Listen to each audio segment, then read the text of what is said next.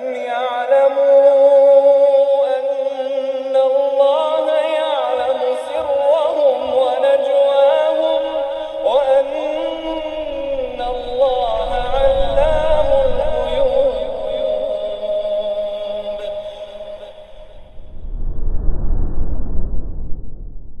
بسم الله الرحمن الرحيم. السلام عليكم ورحمة الله وبركاته. إن الحمد لله نحمده ونستعينه ونستغفره ونعوذ بالله من شرور أنفسنا وسيئات أعمالنا. من يهده الله فلا مضل له ومن يضلل فلا هادي له. أشهد أن لا إله إلا الله وحده لا شريك له وأشهد أن محمدا عبده ورسوله لا نبي بعده. اللهم علمنا ما جهلنا وانفعنا بما علمتنا إنك أنت العليم الحكيم. Ikhwan sekalian, kita lanjutkan biiznillah ta'ala kajian kitab Adab dan Kiat dalam menuntut ilmu atau dalam menggapai ilmu. Masalah yang kita bahas masih di masalah hasad atau dengki dalam menuntut ilmu antar sesama tulab, bahkan bisa juga antar sesama asatidzah. Dan asatidzah pun tulabul ilm pada hakikatnya, ya. Di sini kita lanjut di halaman 90. Penyakit hasad ini hanya akan menambah kerasnya hati dan akan menjauhkan hamba dari mendapatkan kebaikan. Maka seandainya kita membuka pintu nasihat selebar-lebarnya dan meminta nasihat dari saudara-saudara kita, tentunya kita akan terjaga dari kejelekan penyakit ini, yaitu hasad. Karenanya Al-Ahnaf bin Qais mengatakan al-itabu khairun min al-hiqd. Mencela masih lebih baik daripada mendengki. Mencela itu biasanya musuh. Mendengki itu biasanya bukan musuh, sesama, ya, tapi mendengki. Tapi di sini lihat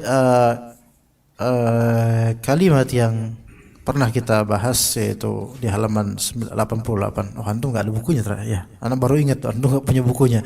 Iya, nyebutin halaman percuma juga, ya. Iya, nanti antum baca halaman 88, tahu surat Al-Baqarah yang ketemu nanti takutnya. Ya, ana ulangi kalimat dari penyair, kullul adawati qad turja mawaddatuha illa adawatu man adaka hasad. Semua permusuhan bisa diharapkan dapat berubah menjadi cinta, kecuali permusuhan orang yang memusuhimu karena dengki. Nah, di sini mencela masih lebih baik daripada mendengki. Biasanya orang mencela itu karena nggak tahu, atau karena dia mengkritik murni mencela gitu loh. Jadi kadang yang mencela terang-terangan atau mengkritik terang-terangan itu belum tentu karena dengki, ya, belum tentu karena hasad, ya. Tapi kalau mendengki itu pasti nanti ada hal yang dicela oleh pendengki. Seandainya masing-masing dari kita melihat ada penyakit ini atau hasad pada kawannya, terutama di antara sesama penuntut ilmu, maka hendaklah ia bersegera untuk menegurnya, menasihatinya, mendoakan kebaikan baginya, serta tidak mencelanya dengan ucapan maupun perbuatan, yaitu stop mencela orang tersebut atau ustadz tersebut atau dai tersebut. Nanti kalau misalnya kita nasihat gitu, insyaallah akan menjadi baiklah urusan kita. Namun jiwa ini terkadang mendorong pemiliknya untuk berlaku sombong, itu jika pemilik jiwa tersebut tidak dapat mengarahkan jiwanya serta tidak dapat mengekangnya dengan ketakwaan dan sikap warok. Makanya di sini pentingnya ilmu yang disebut ilmu tazkiyatun nufus atau suluk atau zuhud, ya, ilmu ada namanya ilmu tazkiyatun nufus. Jadi istilahnya macam-macam, ya, ikhwan. Tazkiyatun nufus ada yang menjadikannya ilmu suluk, ada yang menjadikannya namanya ilmu akhlak, ada yang menjadikannya ilmu zuhud, ya, ada juga yang menyebutnya sebagai ilmu tasawuf, ya, yaitu ilmu yang berkaitan dengan pembersihan hati dari buruknya dunia. Dan sebenarnya hasad itu kan kaitannya dengan dunia sebenarnya. Hasad yang dimaksud di sini hasad dengki, ya. Maka itu kaitannya dengan dunia. Perlunya seorang penuntut ilmu itu memiliki nafas di masalah tazkiyatun nufus. Tapi jangan juga penuntut ilmu itu hanya membahas tazkiyatun nufus saja. Maksudnya penuntut ilmu hanya mau ikut kajian tazkiyatun nufus saja. Itu jangan seperti itu juga. Semua harus balance sih sebenarnya. Anda mendapatkan banyak dari tulab maksudnya yaitu penuntut ilmu yang suka kajian di mana-mana, ya, memburu kajian. Itu hanya mengikuti kajian-kajian tazkiyatun nufus. Bukan masalah menghadiri kajian yang salah, tapi hanya membiasakan di kajian-kajian terutama tematik biasanya tazkiyatun nufus ini tidak atau bukan merupakan track yang benar dalam menuntut ilmu. Sehingga mungkin hatinya berusaha jernih, tetapi dari segi materi tentang akidah yang mapan, fikih yang mapan, tafsiran ayat-ayat yang penting, semua ayat penting, tapi yang terpenting dalam kehidupan kita seperti syarah terhadap Al-Fatihah, Juz Amma, kemudian beberapa hadis seperti Arba'in Nawawi, itu kurang diminati nanti. Dan Anda temukan beberapa dari ikhwan itu kurang suka dengan kajian tafsir. Dan ini suatu ajaib dan gharaib yang ada di zaman sekarang, ikhwan. Ya, kurang suka dengan kajian tafsir. Ya, jadi ikhwan di sini ilmu itu bahkan kata sebagian ulama, ilmu itu memiliki kesombongan. Ilmu itu memiliki kesombongan. Ya, siapa yang tidak mengarahkannya maka dia akan terjebak dalam kesombongan berilmu. Ilmu itu memiliki panas kesombongan tersendiri. Dan materi-materi ilmu itu beragam. Semakin materi itu rumit, maka semakin panas kesombongan itu. Ya, seperti materi yang cukup rumit usul fikih. Ya, misalnya. Lebih-lebih secara material ilmu usul fikih ini banyak di dalamnya terjadi munaqasyah dan mujadalah. Apa itu munaqasyah, mujadalah? Diskusi ataupun perdebatan antara para usuliyin, antara usul fikih versi mutakallimun kata mereka dan antara usul fikih versi fuqaha. Diskusi, perdebatan satu sama lain. Ya, maka kata para ulama, ilmu usul fikih ini memiliki ghilzah. Ghilzah itu apa ya, ikhwan? Ghaliz. Suatu yang keras, memiliki kekerasan tersendiri. Kemudian juga ada ilmu akidah dalam masalah rudud, yaitu bantahan-bantahan terhadap firqah-firqah yang menyimpang. Bantahan terhadap Khawarij, bantahan terhadap Syiah dengan segala cabang macamnya. Bantahan terhadap mungkin yang juga lebih dekat dari itu kepada kita yaitu Asy'ariyah, Maturidiyah, liberalisme, pluralisme, Qadariyah, Jabriyah. Wah, banyak sekali firqah-firqah. Kalau antum melahap kitab-kitab rudud, bantahan-bantahan terhadap firqah-firqah menyimpang tentang sufiyah, tasawuf, banyak sekali, masya Allah. Itu menarik semua, masya Allah. Kita tuh karena dalam ilmu rudud tuh enak gitu. Apa kitab-kitab tentang menjawab atau bantahan terhadap Syekh Fulan bin Fulan karena dia telah menyebarkan faham murjiah misalnya, itu sangat enak karena kita tuh seolah-olah tenggelam dalam posisi ini kita loh sedang membantah orang ini gitu loh, sehingga asik gitu loh. Oh, syukurin loh, kena kan, gitu kan, seru gitu. Coba lahap itu dalam waktu 1 pekan fokus di masalah rudud, walaupun ilmiah, masalah bantahan-bantahan. Waalaikumsalam warahmatullahi wabarakatuh. Apa yang terjadi nanti kemudian? Keras hatinya. Apalagi kalau dia dahului dengan niatan hanya untuk ghalabah, untuk menang, untuk ta'assub. Ya, maka keras kalbunya. Makanya ilmu seperti tazkiyatun nufus atau yang disebut sebagai tadi apa namanya? Nama lainnya apa? Suluk, zuhud, raqaiq, ya. Nama lain juga raqaiq atau disebut juga akhlak atau sebagian menyebutnya ilmu tasawuf walaupun tidak tepat, ya. Maka ilmu-ilmu seperti ini tentang masalah hati itu membalance dan menetralisir. Membalance hati kita supaya bisa menengah, tidak meremehkan ilmu tapi tidak pula sombong. Menetralisir kalbu kita dari penyakit-penyakit hati. Maka penting sekali, ikhwan, ya. Ya, jangan kita mufrid dan kita mufarrid. Jangan kita ifrat, jangan kita tafrid. Jangan kita berlebihan dalam ilmu-ilmu yang betul-betul mapan, terapan yang di situ ada kaedah-kaedah yang rumit dipelajari, sementara ilmu-ilmu tentang hati kita tinggalkan. Tapi juga tidak sebaliknya. Jangan hanya belajar tentang ilmu hati saja, melainkan juga perlu belajar tentang ilmu-ilmu yang mapan seperti ilmu tujuan, seperti ya ilmu alat dan ilmu tujuan seperti usul fikih dan juga fikihnya. Itu juga semuanya semua ilmu penting, ikhwan. Cuman untuk membalance itu ya perlu tartib dan juga pengurutan yang baik. Ya, ketika kita merasa bahwasanya selama ini misalnya debat ya dengan antar sama salafiyin, debat kepada kuburiyin, masya Allah ngeliat di media sosial, setelah kita mulai terasa di kalbu kita itu kayaknya kencang di hati gitu ya, sampai sholat kita itu kerasa terbawa dengan suasana perdebatan media sosial antar tulabul ilm, maka bergegaslah antum baca Al-Quran atau kemudian ya baca Al-Quran atau kemudian membaca kitab-kitab tazkiyatun nufus. Sebutkan beberapa nama kitab yang antum tahu tentang masalah-masalah seperti ini, hati. Fadhal. Dimulai dari fulan bin fulan. Betul, fawaidul fawaid, masyaallah, ahsantum. Ahsantum, fawaidul fawaid, ahsantum. Sya'ab, apa lagi? Zuhud banyak. Ustaz Abdul Hakim, Raqaiq, kitab Raqaiq namanya. Zuhud wa Raqaiq ya. Aku Aab.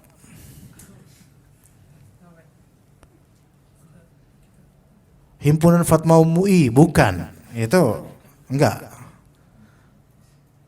Ayo lo.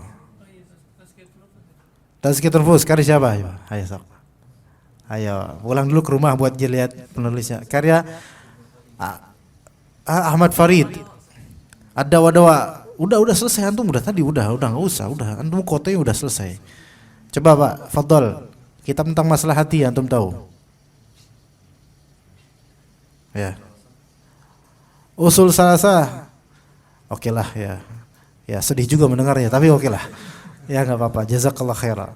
Ya, kitab misalnya ada nama kitab yang ana sarankan kepada antum, ada kitab namanya Zuhud. Enggak, bukan karya Ustaz Abdul Hakim maksudnya. Iya itu Masya Allah. Ya, kalau kita mau kembali ke karya ulama dahulu gitu, ada pustaka seperti pustaka Azam apa Darul Falah yang menerbitkan ya kitab Zuhud karya Ibnul Mubarak, disyarah oleh Syekh Ahmad Farid. Tadi kitab Tazkiyatun Nufus karya siapa? Ya, Syekh Ahmad Farid ini punya juga kitab cukup tebal. Bukan Tazkiyatun Nufus tapi judulnya. Apa ya namanya? Itu bagus sekali itu. Lupa namanya apa. Nah, ada kitab namanya Zuhud karya Ibnul Mubarak, Abdullah bin Mubarak. Ya, kitab Zuhud ini kalau nggak salah 2 atau 3 jilid, warnanya putih dan ada sedikit warna mungkin marun atau merah gitu. Az-Zuhud karya Ibnu Mubarak. Terjemahannya ada, entah itu Pustaka Azam atau Darul Falah, ana lupa ya. Itu Al-Bahr Ra'iq fi Zuhud wa Raqaiq, itu karya Syekh Ahmad Farid, Mesir. Itu kalau nggak salah menata kelembutan hati atau apa nama kitabnya itu ya, ana lupa ya. Itu ada terjemahannya, itu warnanya agak gelap tapi Masya Allah itu kitab lengkap kalau masalah hati, penyakit-penyakitnya dan seterusnya, itu bagus sekali. Kitab Zuhud karya Ibnu Mubarak warna putih ya, covernya warna putih, entah Darul Falah atau Azam atau ana lupa. Tapi kitab itu adalah asar-asar salaf dari sabda Rasulullah SAW dan perkataan para sahabat Nabi. Nah, kemudian dita'liq oleh Syekh Ahmad Farid baik secara derajat hadis maupun secara penjelasan. Anda sarankan sangat buku itu, walaupun mungkin terjemahannya mungkin saja ada sedikit kesalahan, tetapi kesalahan yang dimaafkan insyaallah. Ya, itu kitab Masya Allah. Zuhud di sini kan berkaitan dengan masalah dunia ya. Sehingga kalau memang kita ini ada terasa keras hati kita dengan pencaharian, dengan sebab mencari keuntungan dunia dan seterusnya, itu bagus kalau untuk nafkah, tetapi kadang kita atau seringkali kita perlu untuk membaca kitab-kitab yang menenangkan hati seperti ini. Zuhud, ada yang ketemu nggak? Ada yang nyari nggak ikhwan? Zuhud Ibnu Mubarak itu?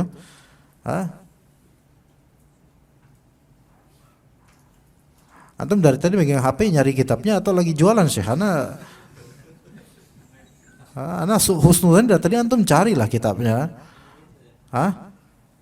Iya itu. Zuhud Ibnu Mubarak. Pustaka apa? Pustaka enggak kelihatan? Allah yahdik. Ibnu Mubarak.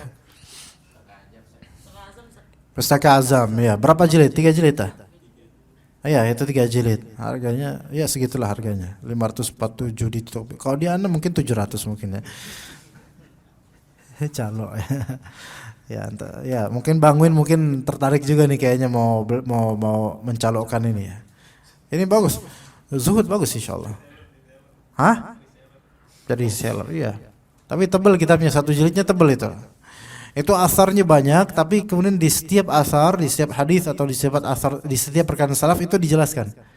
Kadang perkataan salaf itu kadang-kadang ghamid bagi kita ya kan. Ghamid itu artinya memiliki rumut, memiliki kadang kosakata atau frase yang kita nggak paham. Dan kalaupun diterjemahkan wagu gitu loh, bahasa Jawa itu wagu itu apa wagu? Hah? Ya aneh gitu. Gimana gitu ya. Jadi perlu syarah.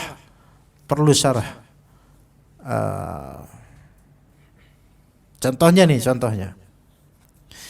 Abu Dzar Al-Ghifari selepas Rasulullah SAW wafat, beliau berkata kepada para tabi'in, kan beliau sering ditanya oleh para tabi'in diminta fatwa. Ya. Maka Abu Dzar bilang, kalian ini banyak sekali bertanya kepadaku.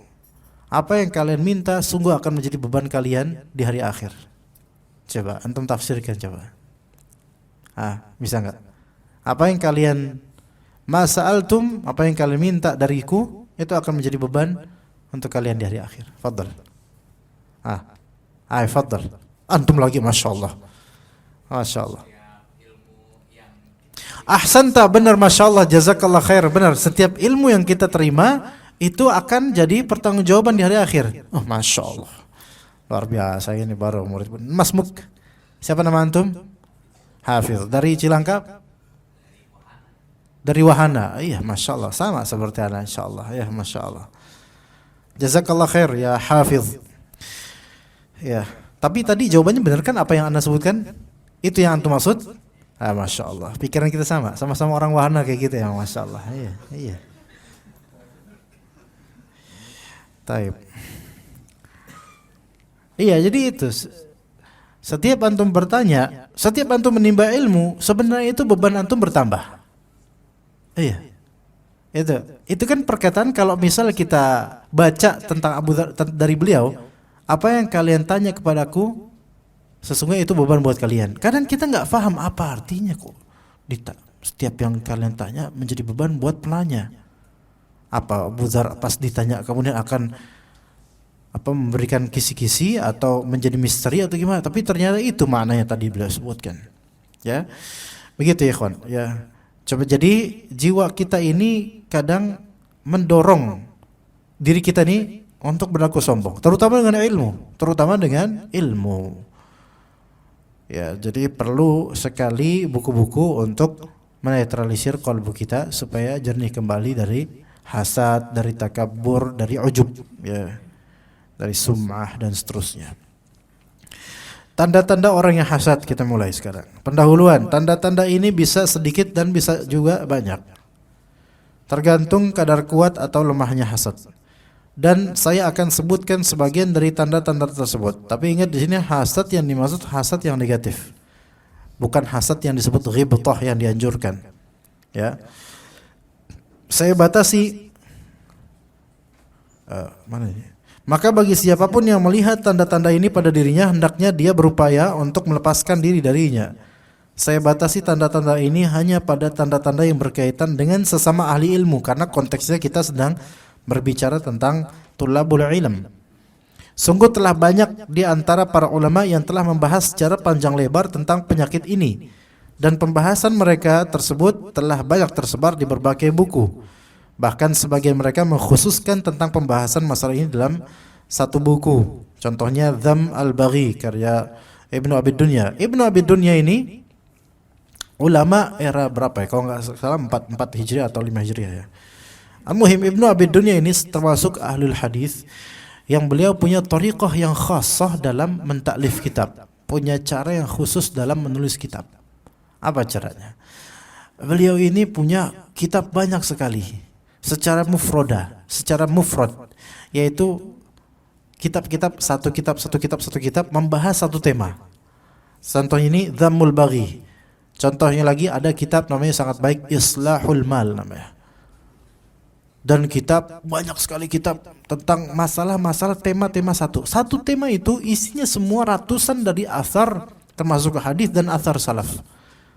Satu tema doang tapi. Walaupun ya secara sanad banyak yang sahih, ada yang hasan, adapun athar, kalau athar itu lebih lebih ringan lah, tidak terlalu diperketat oleh ahli hadis. Tapi di sini Masya Allah Ibnu Abi Dunya dalam masalah tazkiyatun nufus itu termasuk orang ulama yang thariqahnya berbeda. Beliau spesialis dalam masalah tazkiyatun nufus dan punya buku secara single, satu tema per tema, tapi jadi satu buku. Dan isinya semuanya itu riwayat semua, athar semua, bisa sampai ratusan. Misalnya Islahul Mal, kitab namanya Islahul Mal, memperbaiki harta. Itu kitab tersebut bukan kitab fikih, tapi kitab fiqhul qulub tentang mal, yaitu fikih qalbu tentang harta, tentang dunia. Iya, itu dari awal sampai akhir membahas tentang masalah-masalah harta dan kebaikan atau keburukannya. Dengan semuanya dengan hadis Nabi atau dengan athar para salaf dari sahabat tabi'in, tabi'ut tabi'in. Nah, kata Syekh Shalih As-Suhaimi hafizahullah, beliau yang memiliki thariqah seperti thariqahnya Ibnu Abi Dunya dari para ulama adalah Ibnu Rajab Al-Hanbali. Satu thariqah maksudnya gimana ya? Dalam membahas tazkiyatun nufus satu nafas. Kalau Ibnu Qayyim Al-Jauziyah juga Masya Allah. Tapi Ibnu Qayyim ini keunggulan lainnya adalah di kalimatnya yang luar biasa. Kalau antum baca terjemahannya hanya itu bahasa penerjemah ikhwan. Tapi kalau antum faham bahasa Arab dengan baik dan baca versi Arabiknya, contoh dari kitab apa? Ada Wadawa dan kitab Faidul Fawaid, ya, Ighathatul Lafan, Miftah dari Sa'adah. Miftah dari Sa'adah ini kitab yang enggak ada semisalnya ya. Ibnu Qayyim ya. Miftah dari Sa'adah, kitab yang tidak ada yang semisal kitab dari Miftah dari Sa'adah. Kalau cetakannya Darul Affan yang ditahqiq oleh Syekh Ali Al-Halabi itu ada 3 jilid. Kalau di Indonesia terjemahnya ada. Sebentar dulu, Anda belum nanya, antum udah jawab aja. Iya benar sih, benar ya? Iya. Ntar lama-lama antum mana mundurin loh lama-lama nih. Mundurin terus tutup pintu dari luar loh nanti lama-lama. Iya. Pustaka Imam Syafi'i berapa jilid? Berapa harganya? Nanti kasih tahu banguin ya. Ya. Tapi ada cetakan lain. Ada cetakan lain. Miftah dari Sa'adah ada cetakan lain di Indonesia, terjemahan ada. Tapi mungkin yang terbaik Miftah dari Sa'adah waktu itu di ini sama Ustaz Ali kalau enggak salah, sama Ustaz Ali Bawazir. Dibahas kalau enggak salah, pernah dibahas sama Ustaz Ali Bawazir di mana gitu, Anda lupa. Kitab Miftah dari Sa'adah ini ikhwan. Kalau antum beli ini kitab Miftah dari Sa'adah, sebentar Anda mereview kitab ini dulu ya karena pas banget beliau bilang ini. Mumpung ada kesempatan Anda mereview kitab ini. Miftah dari Sa'adah ini kitabnya Ibnu Qayyim yang antum tidak akan mendapatkan kitab semisal dari seorang ulama manapun hatta sampai sekarang.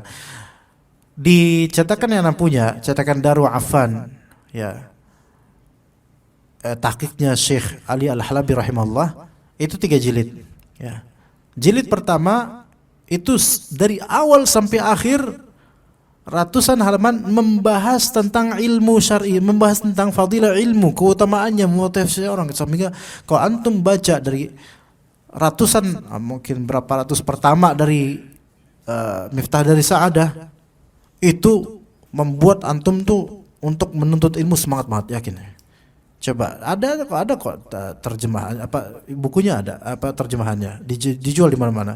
Miftah dari Sa'adah di awalnya dari bab pertama sampai itu bahas tentang ilmu, menuntut ilmu, keutamaannya, itu antum semangat banget yakin. Nah mulai nanti berikutnya setelah itu barulah yang ajaibnya tentang sains kedokteran itu dibalut dengan blending ilmu syar'i, apa gimana ya, ilmu akidah gitu loh. Ini jarang ulama yang menggali ilmu tabi'ah di blending dengan ilmu tabi'ah itu sains, bahasa sains, di blending dengan ilmu syariah gitu loh. Di antara yang ana ingat dari kitab Miftah dari Sa'adah di jilid kedua atau ketiga dan lupa, yaitu kisahnya Ibnu Qayyim al-Jauziyah rahimahullah tentang seorang, beliau mendengar seorang hakim, bukan seorang hakim, seorang yang bijak gitu, seorang yang bijak bercerita. Ada seorang ahli hikmah atau seseorang lah bercerita. Mau ceritain nggak? Atau kita lanjut ke ini? Ceritain ya kan. Jadi suatu gitu ya, orang bijak tersebut ya menaruh serpihan dari makanan. Kemudian datanglah seekor semut. Ya, diobservasi sama semut itu. Kemudian semut itu akhirnya pergi. Manggil siapa? Manggil teman-temannya. Ketika datang itu semut, lagi datang, diangkat. Semut itu kemudian bingung ngelihat, loh, kok enggak ada, dan teman-temannya mulai datang beberapa.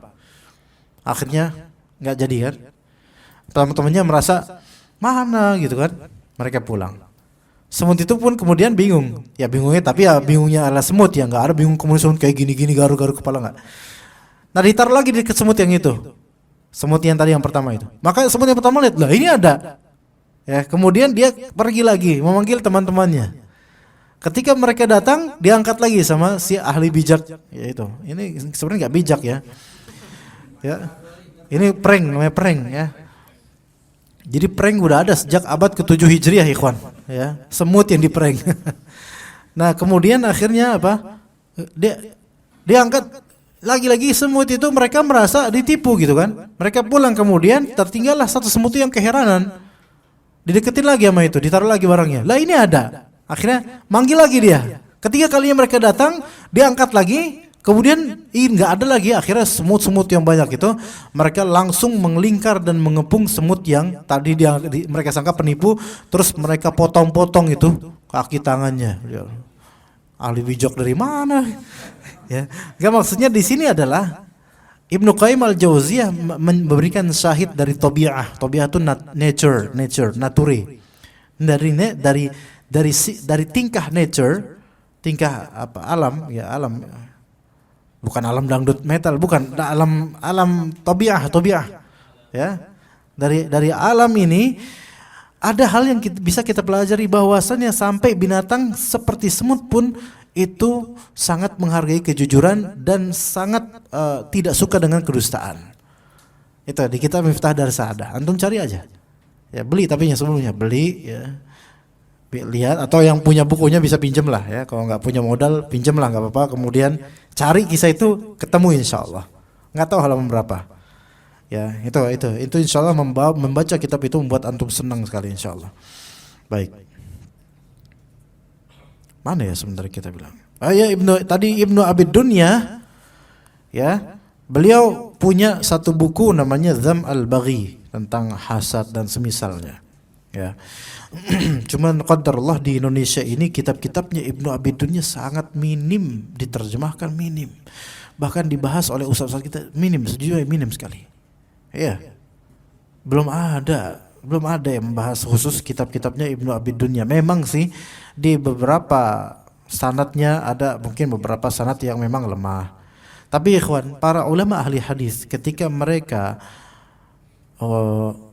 membahas atau mereka menyebutkan tentang tafsiran salaf terhadap ayat, kan ada sanadnya, atau perkataan-perkataan salaf berkaitan dengan zuhud, berkaitan dengan akidah, itu kadang mereka melonggarkan kritik mereka terhadap sanad. Berbeda halnya ketika itu adalah hadis Nabi SAW. Kenapa? Karena ya Nabi sendiri bilang, sesungguhnya berdustanya kalian kepada atas namaku itu tidak sama. Sesungguhnya kalian berdusta atas nama seseorang tidak sama seperti berdustanya kalian atas namaku. Juga dalam hadis lain, man kadzaba alayya muta'ammidan falyatabawwa maq'adahu minan nar. Siapa yang berdusta atas namaku dengan sengaja, maka hendaklah dia bersiap-siap mempersiapkan tempatnya di neraka. Dan hadis-hadis lain yang menunjukkan bahwasanya periwayatan hadis ini harusnya lebih selektif lagi supaya tidak terjadi kedustaan atas nama Nabi SAW. Tapi kalau misalnya manusia biasa seperti sahabat, tabi'in, maka dilonggarkan kecuali jika perkataan salaf ini berkaitan dengan akidah atau tafsiran ayat-ayat yang sangat penting dan itu ternyata menyelisihi dari kemapanan akidah Ahlussunnah wal Jamaah atau tafsiran salaf lainnya, maka itu baru mereka akan lebih kritis lagi. Begitu ya ikhwan. Di antara tanda-tanda penyakit hasad yaitu satu, senang dengan kesalahan temannya. Tadi kalau misalnya siapa yang bisa jawab? Fadol jawab, antum jawab malah salah. Padahal senang semua. Itu kira-kira hasad enggak kira-kira ikhwan?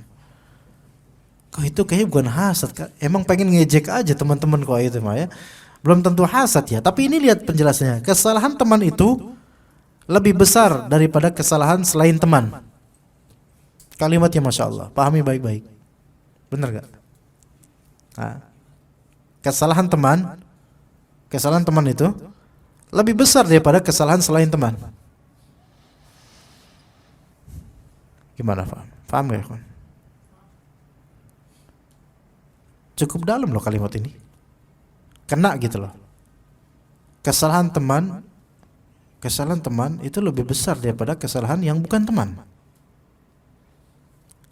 Teman antum berbuat salah lebih membekas di antum dibandingkan orang yang bukan teman berbuat salah. Betul gak ikhwan? Iya. Lebih ternotis oleh hati antum. Karena teman itulah yang membuat dadanya sesak. Gini, kalau ada teman ngomong sama antum, ngomong tentang antum gak enak, teman sendiri pasti lebih gak enak dibanding kalau ada orang yang kenal sama antum ngomong tentang antum gak enak, antum mungkin karena dia gak tahu saya. Tapi kalau teman sendiri beda rasanya. Ya kan? Dialah yang menyainginya di masyarakat dan dialah yang mengotori ketenarannya. Setiap kali temannya berbuat salah, ia bertambah senang dan gembira. Oh, ini yang kayak gini nih memang udah masuk hasad. Ya, karena ia menyangka bahwa kesalahan temannya adalah kemuliaan baginya. Nah, maka hati-hati. Kalau misalnya kesalahan teman itu lebih besar bagi antum terhadap kesalahan daripada kesalahan lainnya, kemudian itu membuat antum senang, di sini masalah. Ya, gini loh.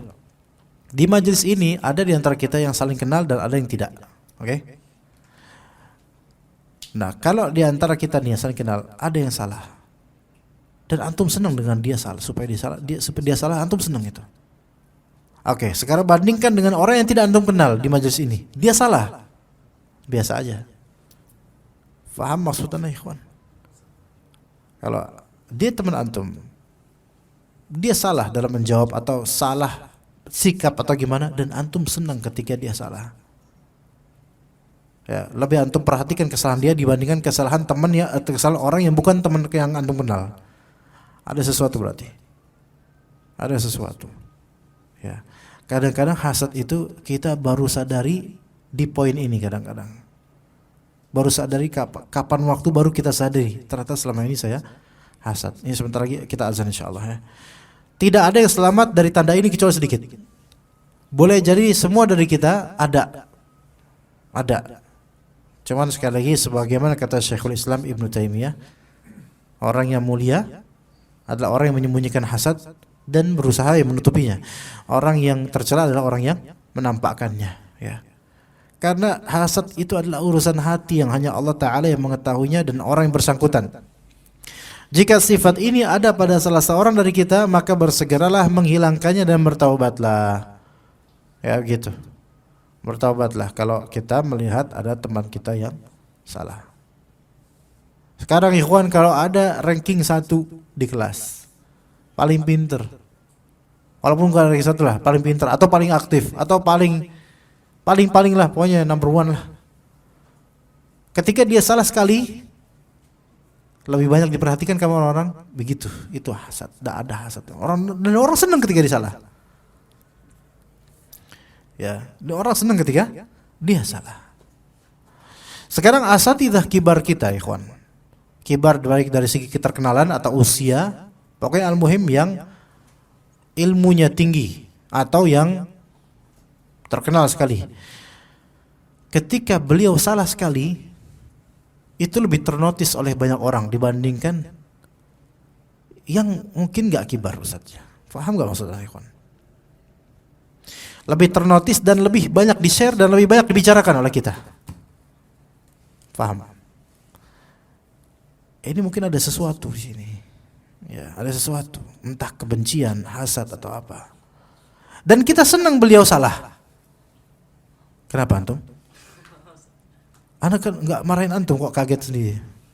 Itu pakai cincin atau masya Allah. Masya Allah, akik lagi ya. Luar biasa ya. Anda dulu pernah pakai cincin akik ya. Qadarullah copot dia. Sepertinya Allah nggak mengizinkan ya. Takutnya ditiru ikhwan-ikhwan nanti terjadi kebiasaan sebagian orang. Ya. Kembali ke hasad itu.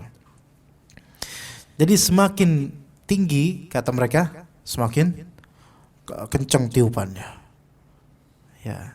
Salah sekali itu dianggap 1000 kali. Dai kecil kayak ana salah 1000 kali nggak dianggap salah. Kenapa bisa begitu? Ini karena senang dengan kesalahan orang yang dia anggap gitu loh. Begitu. Kita antara fanatik, jangan fanatik, tapi juga jangan berlaku seperti ini. Kita doakan saja kalau misalnya beliau ada salah atau beliau ada salah. Ya begitu. Itu yang pertama. Kita azan dulu insyaallah. Fadhal.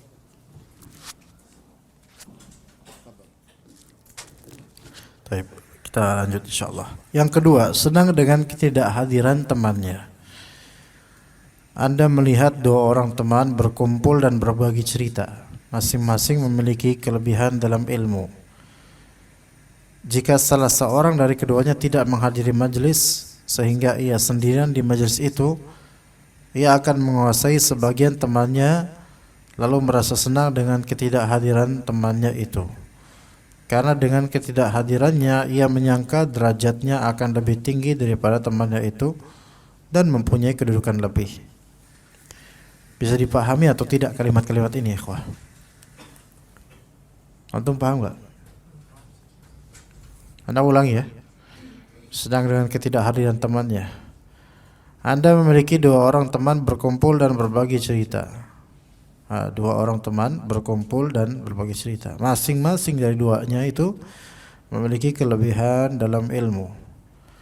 Jika salah seorang dari keduanya tidak menghadiri majelis sehingga ia sendirian di majelis itu, ia akan menguasai sebagian temannya lalu merasa senang dengan ketidakhadiran temannya itu. Karena dengan ketidakhadirannya ia menyangka derajatnya akan lebih tinggi daripada temannya itu yang tidak hadir dan mempunyai kedudukan lebih.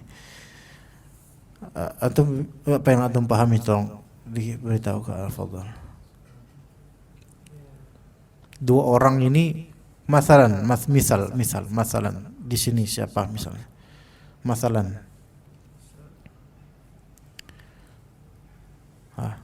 Bisa dijabarin enggak? Soal, misalnya di sini kalau ada di sini satu kajian suka ngasih hadiah. Oke, ini dalam takbir lain lah, dalam bentuk lain. Saya di sini suka hadiah Pak Imam misalnya. Pak Imam mana? Misalnya dia nggak hadir, mungkin yang lain lebih senang karena bisa lebih dapat hadiah gitu. Zain, khair.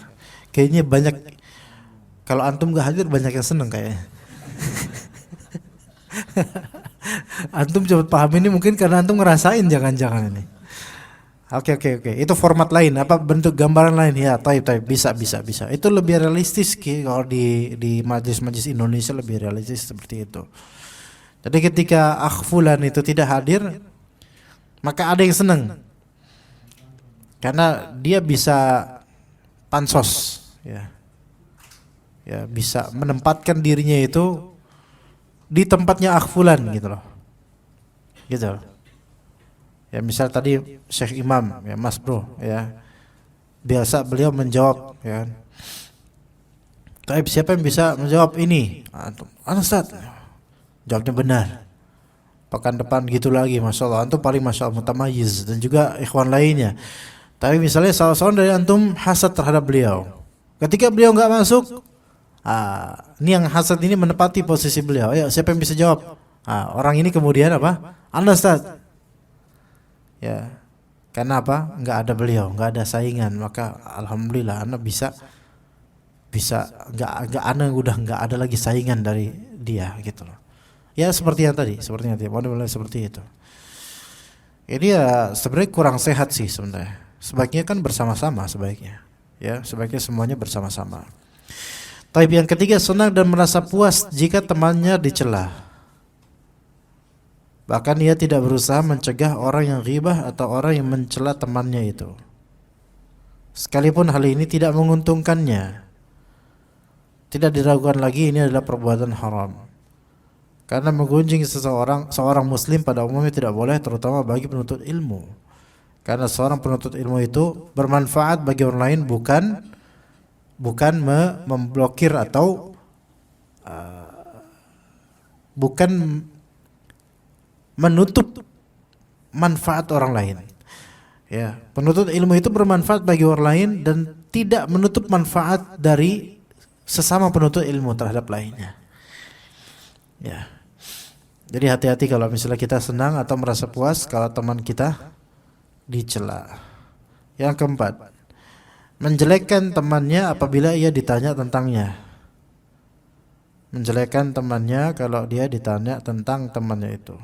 Terkadang ada seorang yang baru belajar, ya pemula, atau orang awam yang datang kepada seorang penuntut ilmu.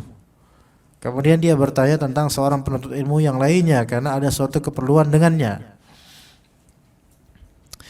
Ya, dalam kesempatan seperti ini orang yang hasad, jika penuntut ilmu yang ditanya tersebut memang memiliki hasad di hatinya, akan mendapatkan kesempatan untuk menjelek-jelekan saudaranya, yaitu penuntut ilmu yang ditanya tentangnya, atau akan merendahkan kedudukannya, bahkan mengejeknya. Tentunya hal ini diharamkan. Itu kalau memang saudara tersebut tidak pantas dijelek-jelekan, ya, kecuali kalau ya memang pantas, seperti ngutang selalu nggak bayar. Nah ini beda lagi.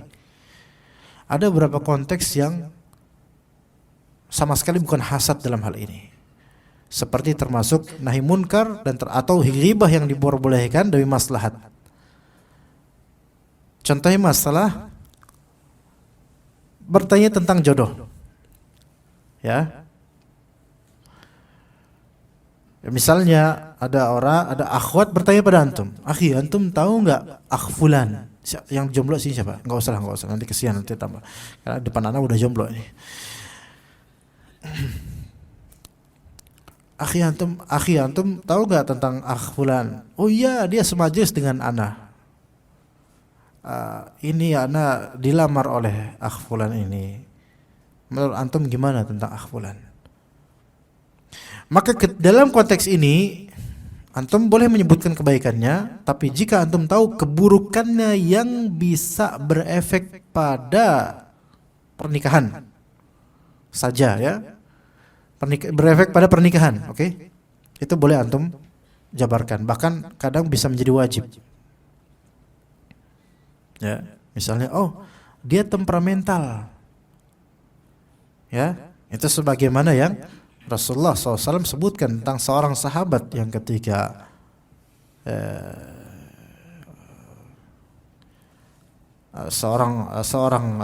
seorang janda di zaman Nabi SAW, As-Subaiyah namanya, astagfirullah, ana lupa nama beliau, radhiyallahu anha,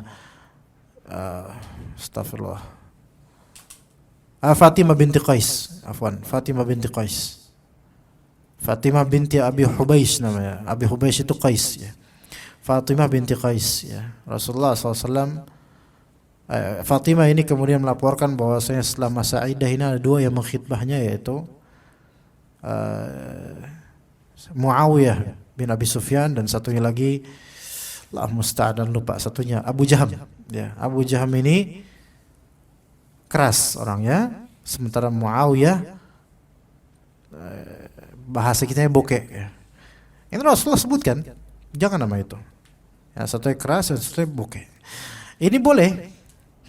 Dan ini bukan dalam rangka hasad. Rasulullah nggak ngapain hasad dengan mereka. Jauh lebih tinggi Rasulullah SAW. Tapi dalam masalah maslahat yang berkaitan dengan rumah tangganya nanti. Kalau misalnya dia nikah sama ini siap nggak karena dia bokeh, siap nggak karena dia suka KDRT misalnya, maka ini boleh. Tapi jangan katakan hal yang tidak berkaitan dengan pernikahannya gitu. Kalau nggak berkaitan dengan pernikahannya, ini berarti ada sesuatu. Antum ngapain ngasih tahu? Ya, misalnya akhi antum kenal akhi ini nggak? Oh ya dia satu majelis sama ana. Tapi kira-kira dia itu gimana ya orangnya ya? Oh dia itu ya Allah musta'an lah orang kayak dia. Itu kalau kajian tidur mulu. Ini kan nggak ada kaitan sama pernikahan, ya kan? Yang ini nggak boleh kasih tahu. Iya. Atau dia kalau kajian tuh suka iseng sama temannya, nyolek lah kadang-kadang gitu kan. Ini nggak ada kaitan dengan pernikahan, ya gitu. Atau misalnya dia kalau misalnya Jumatan, anak suka ngeliat tuh. Kalau Jumatan anak suka ngeliat dia tidur, terus habis itu nunduk, terus keluar ces-cesan dari mulutnya gitu. Ya kayak katrol gitu. Nah misalnya, ini kan nggak ada urusan dengan ini kan? Hah? Ditakdir sama ukhtinya ini. Lah antum sendiri orang pada Jumatan antum lah merhatiin temen yang lagi ngecas. Lah gitu sama-sama jelek gitu malah. Ini nggak ada kaitannya dengan pernikahan gitu loh. Nah begitu juga dalam masalah talabul ilm. Akhi antum kenal Ustadz Fulan nggak? Iya kenal.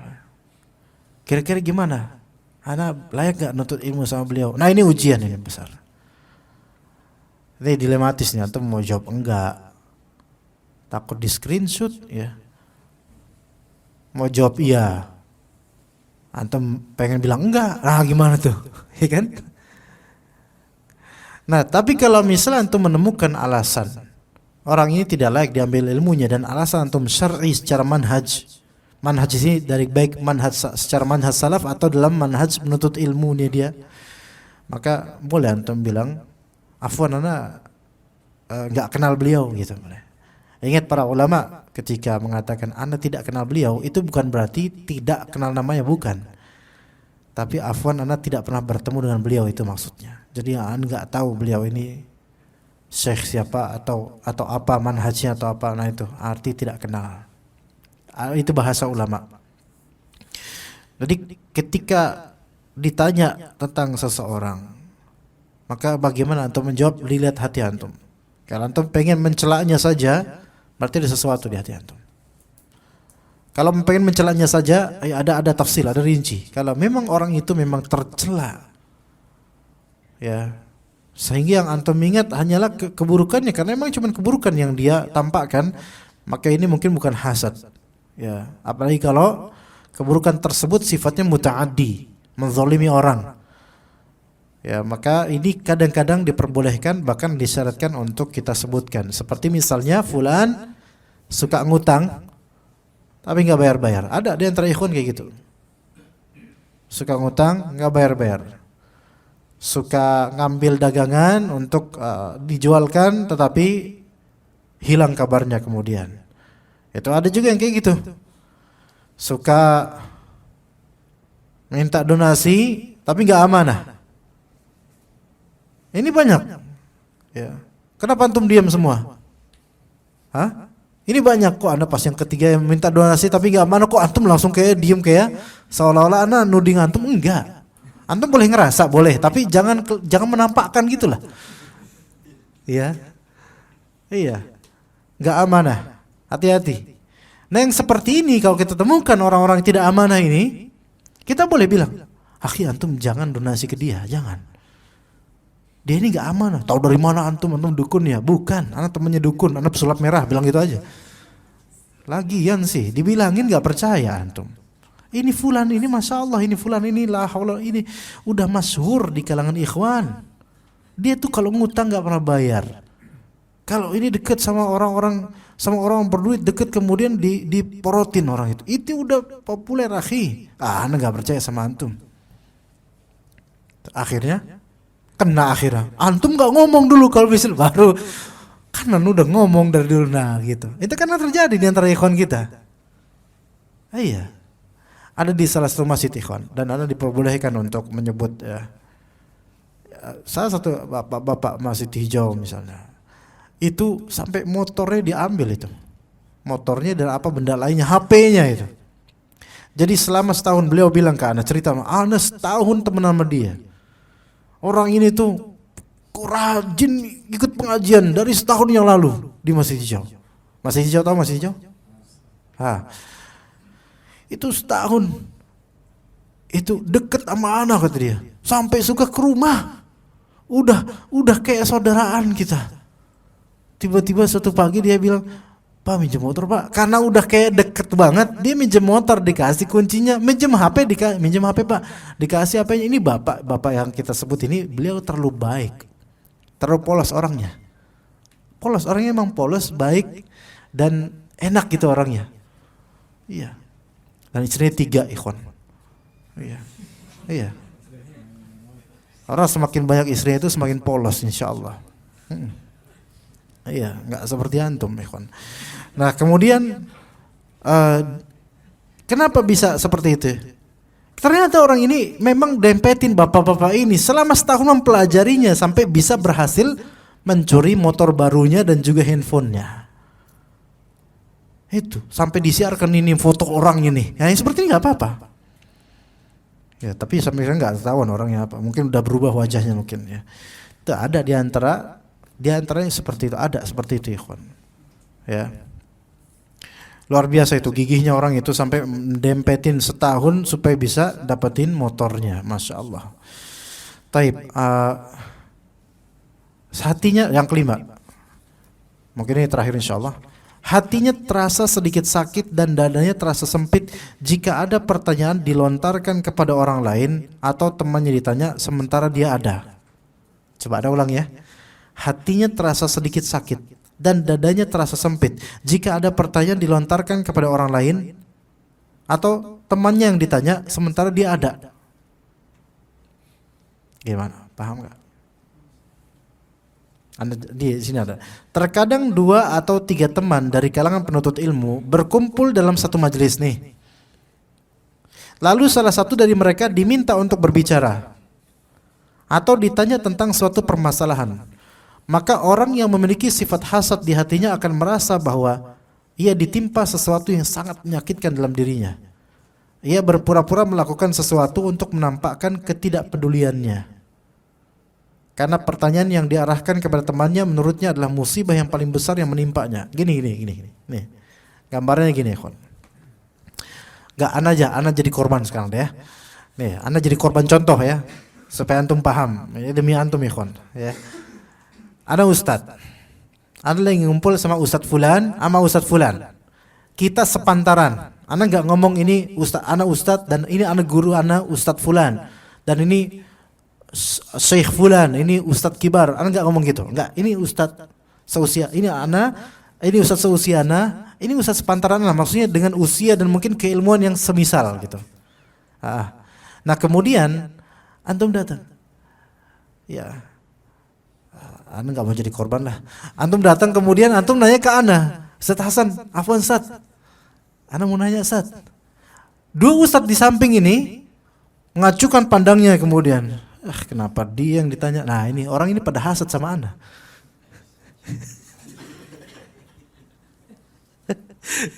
Anda nggak jadi korban kan? Bukan anda pelakunya ya. Iya. Nah gitu ikhwan. Jadi mereka langsung berpaling muka. Ini kenapa dia yang ditanya sih? Padahal kan ada saya. Gitu maksudnya gitu. Paham nggak ikhwan? Paham? Beneran paham. Beda konteksnya kalau ini ana. Ini ana nih, masih muda gitu kan. Kemudian ada guru ana, ustadz. Tentu guru ana ustadz. Ya, kalau ana dianggap ustadz, guru ana masa bukan ustadz. Terus apa dong? Guru ana. Terus ada syekh, ada pokoknya jauh di atas ana. Ada antum datang cukup. Ustadz, mau nanya Ustadz. Fadal. Mangkel para kibar ini. Wajar enggak? Kalau ini wajar. Ya ini aneh enggak ihtiram ini gitu loh. Enggak ihtiram di sini. Si penanya enggak ihtiram artinya apa ihtiram ikhwan? Hormat ya. Yang menanya ini nggak hormat sama dai-dai kibar, karena ada mereka jelas tinggal nanya gitu loh, malah nanya ke ana juga kok nggak mengalihkan ke beliau atau tidak minta izin gitu loh. Paham nggak ikhwan di sini? Kalau ini bukan hasad, kalau ini namanya ya ini salah ini misplace, salah tempat. Antum salah nanya, jangan ke ana. Kecuali kalau ana bilang, Ustaz afwan ini ana nanya ke ana, gimana Ustaz? Ana boleh jawab Ustaz. Nah ini baru beradab, ya. Ada salah satu ya kalau ana ketika itu ana sedang duduk sama Ustadz Jogja, ya, namanya Ustadz Aris Munandar, ya, hafizahullah, dan beliau usianya tentu jauh di atas ana. Kemudian juga ana sedang di samping Ustadz Ahmad Zainuddin, ya. Nah ketika itu Ustadz Ahmad itu sedang mencari referensi kitab fikih Syafi'i untuk beliau pelajari dan beliau ajarkan di Kalimantan, di Banjarmasin, di rumah dia, daerah tempat dakwahnya. Maka kemudian Ustadz Aris kemudian memberikan taujihat ke beliau, ya. Nah kemudian kalau mungkin ada kesibukan sedikit Ustadz Aris, kemudian ana gantilah beliau untuk menyampaikan. Jadi gini Ustadz, kitab-kitabnya di fikih Syafi'i ini. Tapi sebelumnya ana minta izin, Ustadz Aris afwan, ana boleh jawab Ustadz Aris. Fadhil, jawab aja gitu. Karena pastinya Ustadz Aris Munandar dalam masalah fikih, baik perbandingan atau fikih Syafi'i, beliau lebih ensiklopedi daripada ana, ya, jauh. Maka ana mencari ridho dan restu beliau dalam konteks itu gitu loh. Sehingga dalam konteks kayak gini ikhwan, di momentum seperti ini, kalau ana langkahi, jelas-jelas melangkahi gitu, kalau ana tahu fadilah beliau, maka pasti akan terjadi hal yang tidak baik gitu, kurang sopan. Maka ana bilang, afwan Ustaz, ana jawab. Ana berkali-kali nanya seperti itu dan beliau menjawab, fadhil, enggak apa-apa. Nah, kadang kita itu harus meminimalisir hal yang mengkhawatirkan itu bisa menjadi lumbung hasad, sehingga kita harus minta izin dulu, tanya dulu boleh apa enggak. Nah seperti itu ikhwan. Yang tadi kadang dai ngumpul dua, antum jangan tebang satunya. Kalau dai ini sepantar, jangan tebang satunya dan satunya enggak antum anggap, enggak boleh kayak gitu. Kalaupun satunya kemudian terjangkit hasad, antumlah yang berdosa nanti. Kenapa? Antum yang menyebabkannya. Iya. Dan sepantar dalam segi ilmu ya. Iya, begitu. Kalau ada dua mengumpul atau tiga mengumpul, melainkan antum silakan minta pada mereka, tolong Ustadz, asatidah, siapalah yang mau menjawab, fadhol gitu, itu lebih afdol daripada antum tanya satu saja dan setelah dua-duanya yang lain itu tidak antum anggap. Jangan gitu. Ya, jangan seperti itu. Taib. Seandainya dia mau berpikir bahwa hal itu merupakan karunia dari Allah Ta'ala yang diberikan kepada siapa saja yang dikehendakinya, dan pertanyaan yang diarahkan kepada temannya tidak secara otomatis menunjukkan bahwa temannya itu lebih baik daripada dirinya, tentunya hal semacam ini akan terasa ringan olehnya. Tapi ana sedikit nuktah, sedikit cerita.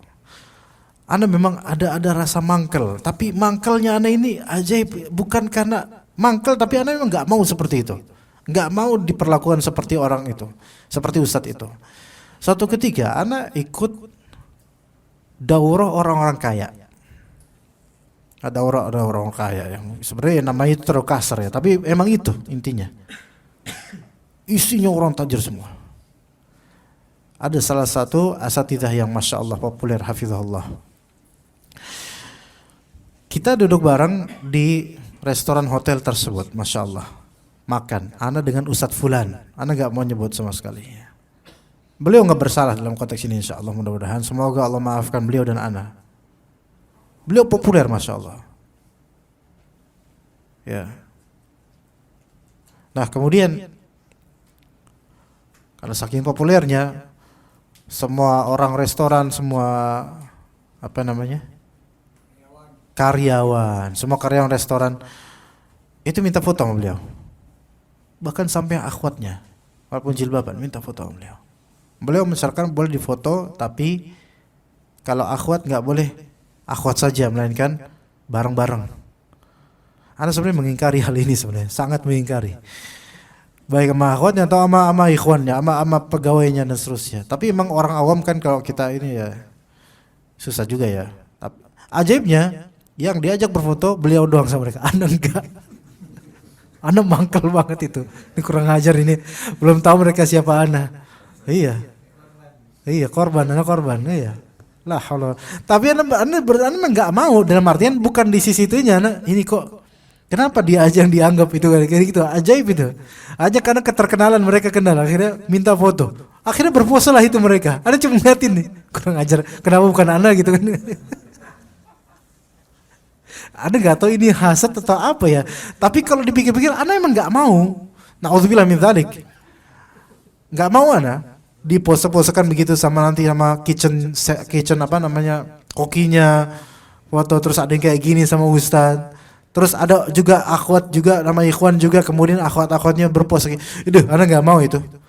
Tapi qadarullah Ustadz ini mau mungkin mempertimbangkan apa ya. Nggak tahu pertimbangannya apa pertimbangan posyandu atau apa nggak tahu dah. Tapi Anda nggak mau, cuman Anda mangkalnya kenapa kok mereka minta fotonya sama beliau saja gitu loh.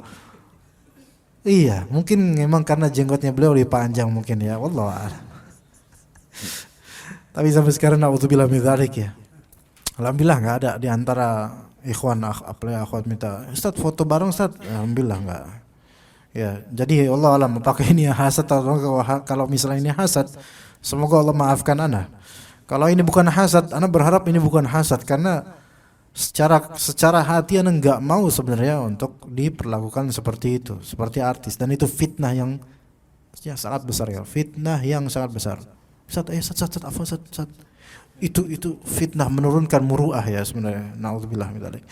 Ya semoga Allah jaga ya wasatizah kita dari hal-hal seperti itu. Kalaupun memang terjelembab di situ, semoga tetap Allah tata hati asatizah kita dan termasuk ana juga dari hal-hal semisal itu agar tidak menjadi hujjah bagi orang-orang harokiyin dan juga orang-orang di luar salafi bahwasanya ustadz-ustadz kita itu ya seperti itu juga ya gitu. Ya kita cukup sampai sini insyaallah. Wassallallahu ala nabiyyina Muhammad wa ala alihi wa sahbihi ajma'in. Subhanakallahumma bihamdika asyhadu an la ilaha illa anta astaghfiruka wa atubu ilaik. Assalamualaikum warahmatullahi wabarakatuh.